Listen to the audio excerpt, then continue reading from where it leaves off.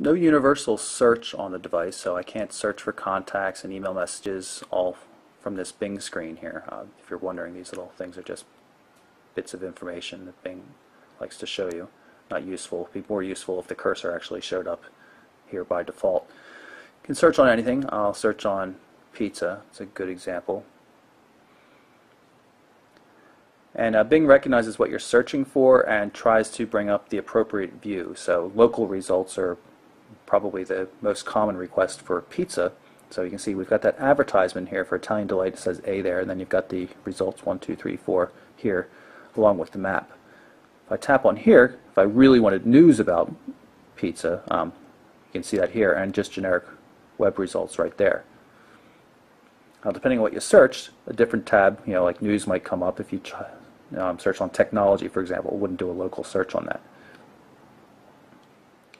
You can also do voice-based searches. Microsoft's implementation of voice search doesn't work as well as Google's.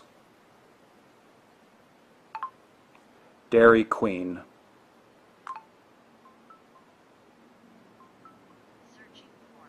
There we go. That should pull up local results. You see it flip over to local there. We get the map. Bring up Bing Maps here, and I'll show all the Dairy Queens in the area.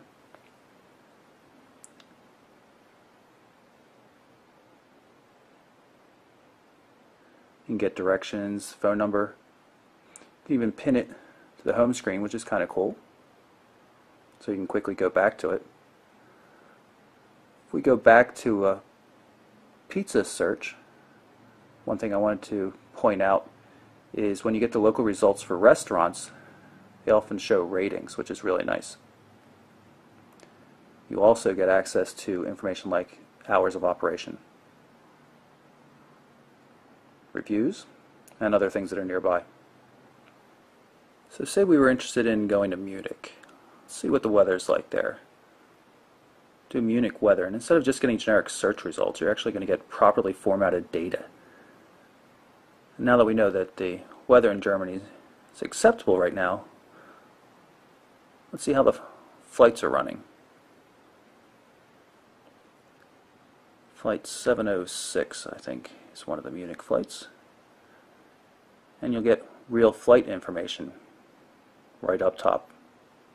I'll show you a couple other features in Maps. You can show traffic information, for example. You see it's Sunday afternoon and traffic looks pretty good everywhere. All nice and green. Satellite view, or aerial views, they call it in Bing Maps. And we can also get back to the previous results for Dairy Queen. If we choose one of them, we can get directions.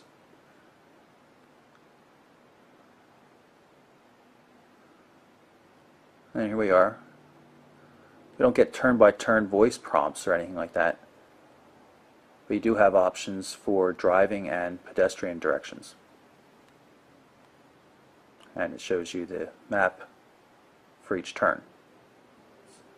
As we start to wrap up, I'm just going to show you some of the applications I've installed. There's a Twitter client. There's official Twitter clients in the works. I can't show you that though. Slacker radio, a calculator, some photo sharing, a number of different RSS readers. This is Samsung's Now application.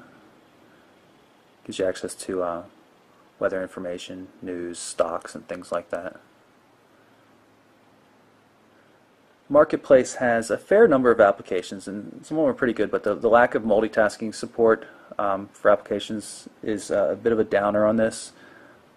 So you're not going to get everything that you would expect. It's kind of like a first generation or second generation iOS for Apple's iPhone. There's just no, until they got to iOS 4, there just was no multitasking or task switcher or anything like that, and there is no task switcher here. You're always going back to the start menu. At least you do have the back button though.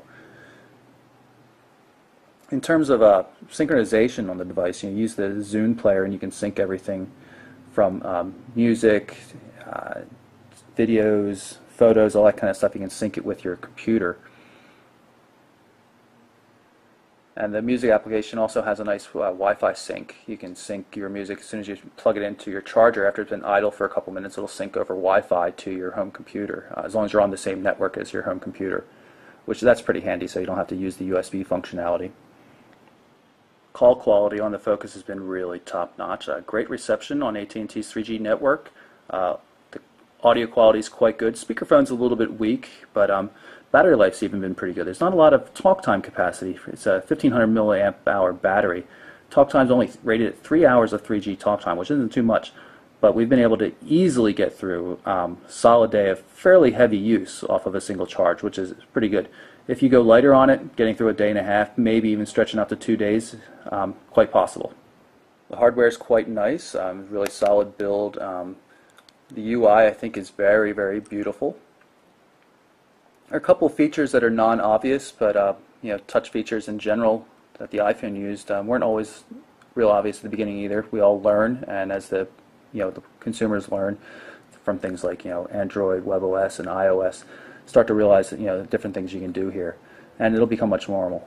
It's not as powerful as, say, Android in terms of you configuring everything the way you want, but it's a little more user-friendly, I think, to first-time smartphone buyers, and I think that's going to appeal to even the linear aspect of going from here back to the start menu, start screen for everything. I think that'll appeal more to first-time smartphone users, which is probably a good market to go after right now.